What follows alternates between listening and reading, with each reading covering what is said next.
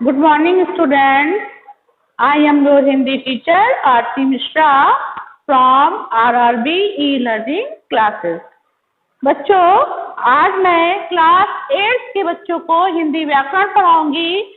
हिंदी व्याकरण में आपको पाठ 10 पढ़ाऊंगी, जिसका शीर्षक है कारक। आप सभी लोगों ने बच्चों प्रीवियस कक्षाओं में कारक पढ़े हैं, ठीक है। आप लोगों ने 4, 5, 6, 7 सभी में पढ़े हैं कारक। आज मैं आपको कारक पढ़ाने जा रही हूँ। तो सबसे पहले जान लीजिए कि कारक का शाब्दिक अर्थ क्या होता है। कारक का शाब्दिक अर्थ होता है क्रिया को करने वाला, यानी कि जो क्रिया को करे वही आपका कारक है।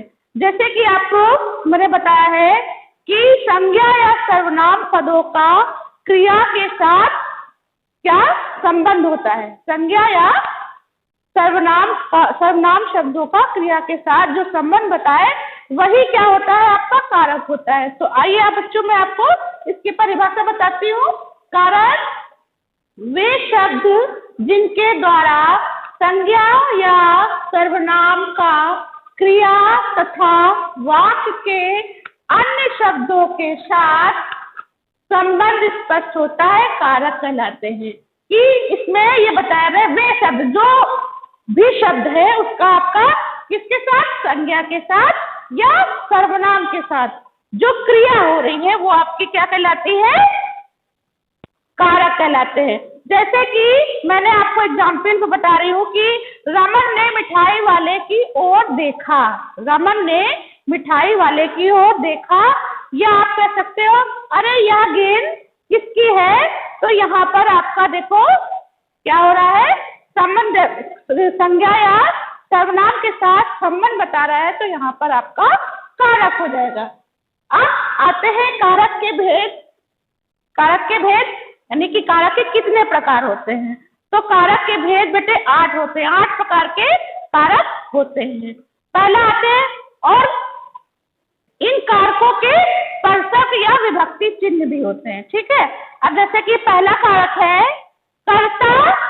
कारक कर्ता ने कर्म को करण से या के द्वारा संप्रदान के लिए अपादान से अलग होना, संबंध का की के रा री, ठीक, अधिकरण में पर, संबोधन हे अरे। तो बच्चों कारक ये आपके 8 प्रकार के होते हैं, ठीक है। आप लोग को बताया मैंने कारक 8 प्रकार के होते हैं। कर्ता कारक, कर्म कारक, करण कारक, संप्रदान कारक, अपादान कारक, संबंध कारक, अधिकरण कारक और संबोधन कारक। और इस तरफ मैंने कारक की विभक्ति या परसर्ग लिखे हुए हैं। ये सभी आप लोगों ने प्रीवियस कक्षाओं में पढ़ा हुआ है, ठीक है। अब मैं आपको क्रमवार जो है इन कारकों के बारे में बताऊंगी, ठीक है बच्चों। हाँ बच्चों, मैंने बताया था ना कारक 8 प्रकार के होते हैं। तो 8 प्रकार में पहला कारक है आपका कर्ता कारक, ठीक है। कर्ता कारक, तो इसकी परिभाषा देख लेते हैं। कर्ता कारक में काम करने वाला, ठीक। कर्ता कारक है काम करने वाला। वाक्य में जिस संज्ञा या सर्वनाम शब्द के द्वारा क्रिया करने वाले का पता चलता है वह कर्ता कारक कहलाता है। देखिए बच्चों, कोई वाक्य है जिसमें संज्ञा या सर्वनाम शब्द के द्वारा, ठीक है, आपके पास कोई वाक्य है उसमें संज्ञा या सर्वनाम शब्द के द्वारा क्रिया करने वाले का पता चले, ठीक है, क्रिया कौन कर रहा है उसके बारे में पता चले, तो वो आपका कर्ता कारक कहलाता है। जैसे मैंने उदाहरण में आपको बता रही हूँ, वैभव ने टेलीविजन देखा, ठीक है। वैभव ने टेलीविजन देखा। दूसरा है अनीता मिठाई खरीद रही है। आपको मैंने बताया है कर्ता कारक का विभक्ति चिन्ह या परसर्ग कर्ता ने। देखिए आपका यहाँ पे है ना कर्ता ने, तो यहाँ पर आपका क्या हो गया, कर्ता कारक हो गया।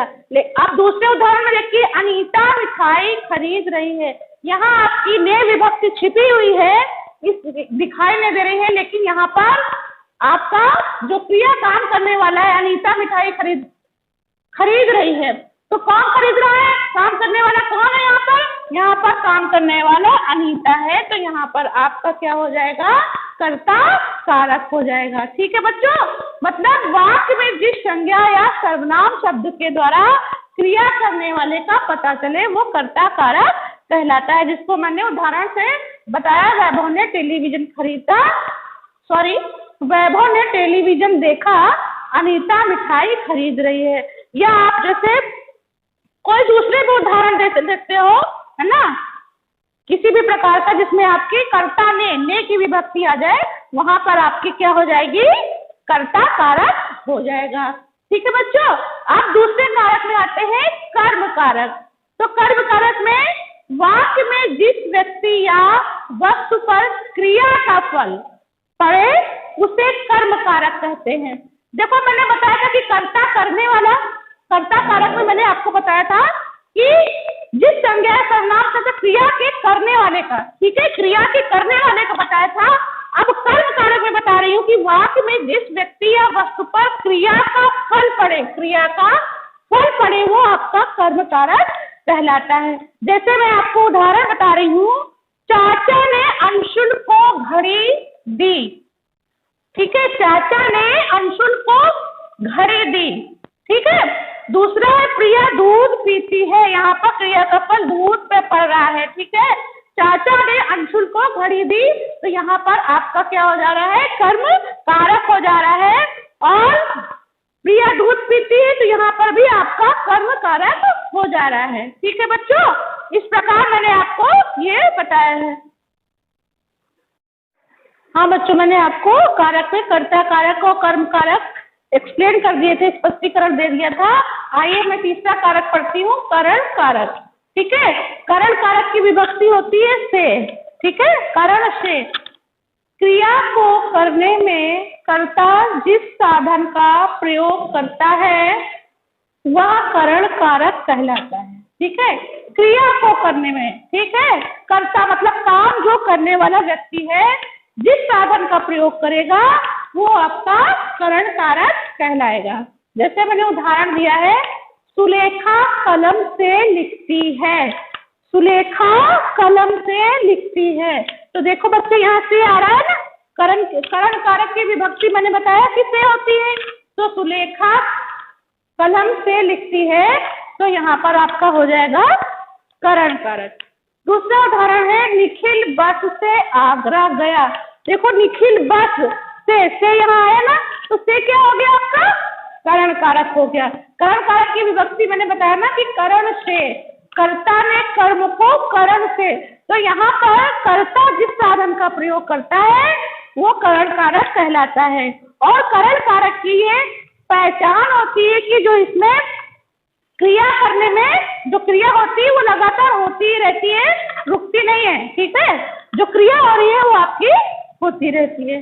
ठीक है बच्चों, अब आते हैं चौथा कारक, संप्रदान कारक। ठीक है, संप्रदान कारक के लिए इसका क्या है चिन्ह, विभक्ति क्या है? संप्रदान कारक की विभक्ति है के लिए।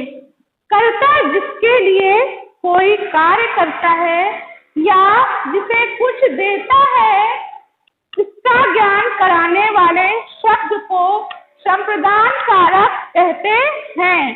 ठीक है, कर्ता जिसके लिए कोई कार्य करता है, ठीक है, जो काम करने वाला व्यक्ति है, किसी के लिए जो कार्य करता है या जिसे कुछ देता है, तो इसका ज्ञान कराने वाले शब्द को हम संप्रदान कारक कहते हैं। जैसे कि उदाहरण में देखिए, जैसे पिताजी बच्चों के लिए मिठाई लाए, तो मैंने विभक्ति क्या बताई? के लिए। ठीक है, और इसमें मैंने बताया है कि जो कर्ता किसी दूसरे को कुछ देता है या कोई कार्य करता है, तो वहां पर आपका संप्रदान कारक हो जाता है। अब दूसरा उदाहरण है, अखबार वाले को रुपए दो। ठीक है, अखबार वाले को रुपए दो, तो यहाँ पर आपका संप्रदान कारक हो गया है। ठीक है बच्चों, तो आपने संप्रदान कारक नहीं पढ़ा। अगर हम कह दें कि माता जी बच्चों के लिए खीर बनाती हैं, तो भी यहाँ पर आपका संप्रदान कारक हो जाएगा। ठीक है, माता जी बच्चों के लिए खीर बनाती हैं, तो भी आपका संप्रदान कारक हो जाएगा। जैसे मैंने कहा छात्राओं ने अध्यापिका को किताबें दी, तो भी आपका क्या हो जाएगा, संप्रदान कारक हो जाएगा। ठीक है, को के लिए संप्रदान की विभक्ति है, को के लिए। ठीक, अपादान कारक में आते हैं। 5वां नंबर है अपादान कारक। जिस संज्ञा या सर्वनाम शब्द से अलग होने या पृथकता का भाव प्रकट हो उसे अपादान कारक कहते हैं। ठीक है, जिस संज्ञा या सर्वनाम शब्द से, चाहे वो कोई संज्ञा हो या सर्वनाम हो, उस शब्द से कोई अलग होने या पृथकता के भाव हो तो उसको हम क्या कहेंगे, अपादान कारक कहेंगे। जैसे उदाहरण है, गंगा नदी हिमालय से निकलती है। ठीक है, गंगा नदी कहाँ निकलती है, हिमालय से निकलती है। तो हिमालय से निकलने के बाद पृथक हो रही ना, अलग हो रही ना, तो यहाँ पर आपका अपादान कारक हो गया।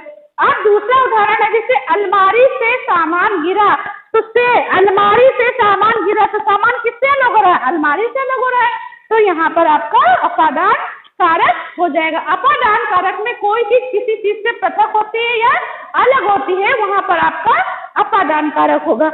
अब देखिए, आप लोग ये सोच रहे होंगे कि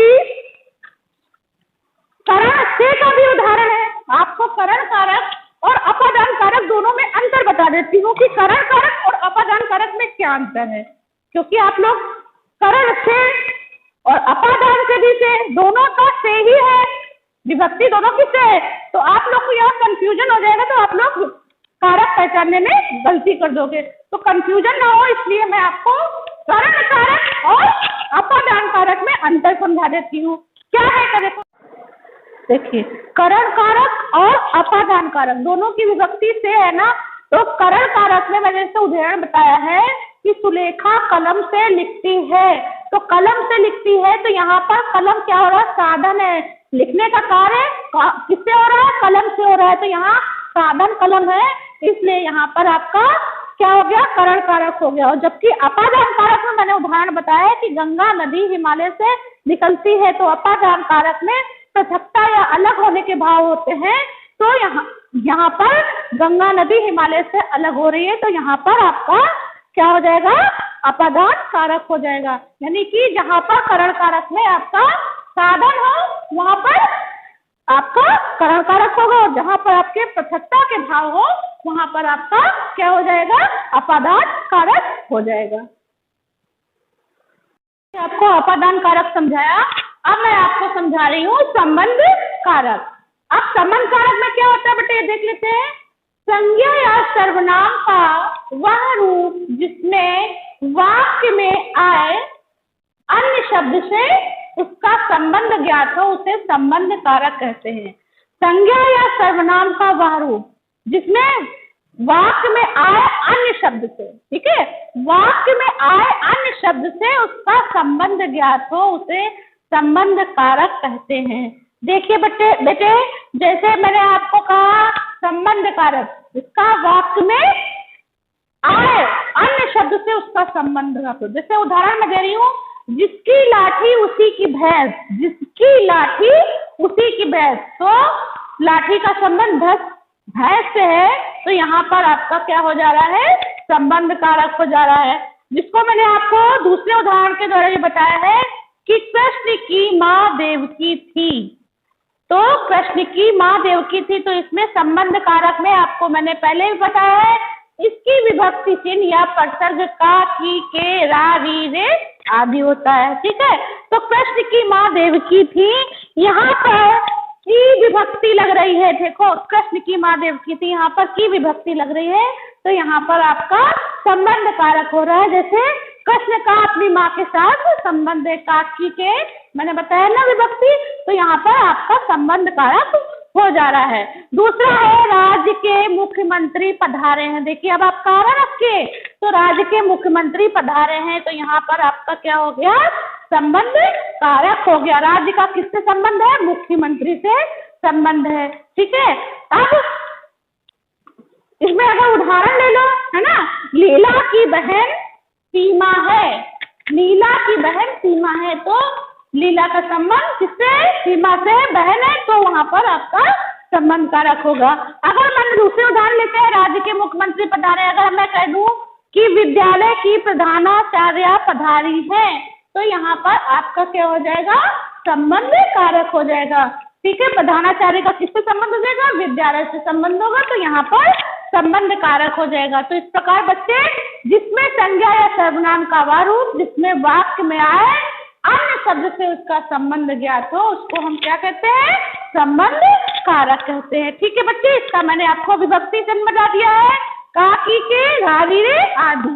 अब नंबर 7 पे आते हैं अधिकरण कारक। ठीक है, इसका विभक्ति चिन्ह होता है में, पर। ठीक, अधिकरण कारक का विभक्ति चिन्ह होता है में, पर। संज्ञा या सर्वनाम के जिस रूप से क्रिया के आधार पर समय की जानकारी मिले अधिकरण कारक कहते हैं। देखिए, अधिकरण कारक कैसे से, जब संज्ञा या सर्वनाम के जिस रूप से क्रिया के आधार पर, ठीक है, जो क्रिया हो रही है उसके आधार पर जानकारी मिले, तो यहाँ पर आपका अधिकरण कारक हो जाएगा। जैसे बिल्ली मेज पर बैठी है, बिल्ली मेज पर बैठी है, तो यहाँ मैंने बताया ना में, पर, तो बिल्ली मेज पर बैठी है, तो विभक्ति चिन्ह आ रहा है पर। ठीक है, पर आ रहा है, तो यहाँ पर आपका क्या हो जाएगा, अधिकरण कारक हो जाएगा। अगर मैं कह दूं कि छत पर कपड़े हैं, तो यहाँ पर आपकी विभक्ति चिन्ह पर आ रहा है, तो आपका क्या हो जाएगा, अधिकरण कारक हो जाएगा। ये मैंने आपको बताया ना कि इसकी विभक्ति चिन्ह क्या होती है, में, पर। ठीक है, तो पर का उदाहरण मैंने आपको ये बता दिया। अब में का उदाहरण बताती हूँ। तालाब में कमल खिले हैं, तालाब में कमल खिले हैं। ठीक है, तो यहाँ विभक्ति चिन्ह क्या आ रहा है, में आ रहा है, तो यहाँ पर आपका अधिकरण कारक हो जाएगा। जैसे मैं कहूँ आकाश में तारे खिले हुए हैं, ठीक है, या आकाश में तारे चमक रहे हैं, तो आकाश में आ रहा ना, तो यहाँ पर आपका अधिकरण कारक हो जाएगा। अब बच्चे आते हैं संबोधन कारक, जो आपका आखिरी कारक है, 8वां प्रकार है संबोधन कारक। इसका विभक्ति चिन्ह है, अरे, आदि होता है। ठीक है, इसका विभक्ति चिन्ह या प्रसर्ग बोले तो है, अरे, आदि होता है। इसमें जैसे कि इसकी परिभाषा है कि जिस संज्ञा या सर्वनाम शब्द का प्रयोग किसी को पुकारने के लिए किया जाता है उसे संबोधन कारक कहते हैं। जिस संज्ञा या सर्वनाम का संबंध, मतलब जिस कोई जो संज्ञा हो या सर्वनाम हो उसका संबंध किसी को पुकारने के लिए किया जाए, वहां पर आपका संबोधन कारक हो जाएगा। जैसे उदाहरण है, हे प्रभु आपका ही सहारा है। मैंने कहा था ना, हे, अरे आता है संबोधन, तो आया ना आपका हे, आया ना, हे प्रभु आपका ही सहारा है, तो यहाँ पर आपका क्या हो गया, संबोधन कारक हो गया। दूसरा उदाहरण है, अरे गोपी एक काम करो। अरे, मैंने बताया ना कि संबोधन आता है ना, हे, अरे, तो यहाँ पर आ रहा है, अरे गोपी एक काम करो, तो अरे यहाँ पर आपका आ रहा है, तो यहाँ पर आपका संबोधन कारक है। जैसे हम लोग कहते हैं ना कि हे ईश्वर हमारी रक्षा करें, तो यहाँ पर हे ईश्वर आ रहा है ना, हे, अरे जहाँ पर आएगा वहां पर आपका संबोधन कारक हो जाएगा। ठीक है, जिस संज्ञा या सर्वनाम शब्द का प्रयोग किसी को पुकारने के लिए किया जाता है वहां पर आपका संबोधन कारक होता है, जिसको मैंने आपको 2 उदाहरणों के द्वारा अभी स्पष्ट किया है। तो इस प्रकार बच्चों मैंने आपको आज कारक के क्या पढ़ाए, परिभाषा पढ़ाई और कारक के प्रकार पढ़ाए। तो आप लोग को समझ में आया कि कारक क्या होता है। आपको परिभाषा के द्वारा कारक मैंने बताया आपको 8 प्रकार के होते हैं, जैसे कर्ता कारक, कर्म कारक, करण कारक, संप्रदान कारक, अपादान कारक, संबोधन संबंध कारक, अधिकरण कारक, संबोधन कारक, और सबकी मैंने विभक्ति और परिसर्ग भी आपको स्पष्ट किए हैं। तो इस प्रकार मैं समझती हूँ बच्चों आपको कारक का जो लेसन है बहुत अच्छे से समझ में आ गया होगा। इसी तरह आपको अपने बुक से और भी अच्छे से पढ़ना है, और आप घर पे रहिए, सुरक्षित रहिए और मुस्कुराते रहिए। Thank you class.